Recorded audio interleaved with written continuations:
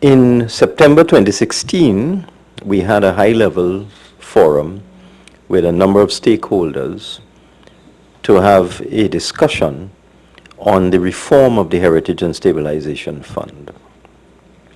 This has been talked about for many, many years, but we are moving forward with this proposal to separate the Heritage and Stabilization funds into two distinctly different components.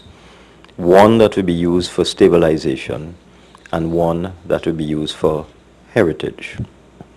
The Heritage Fund would not be touched, or the Heritage component would not be touched unless very special criteria are satisfied. But the Stabilization Fund will be used in the way that it is being used now to assist whenever there's a revenue shortfall.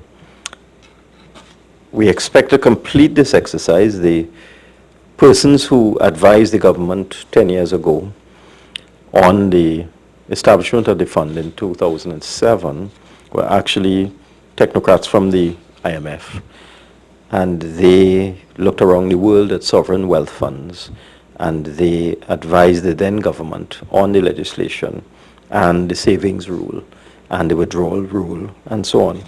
And they are almost in the final stages of giving us the latest bit of advice with respect to the separation of the two components of the fund, so that this government and any future government would only be able to withdraw from the stabilization component, and there would be a heritage component that would continue to provide buffer for future generations.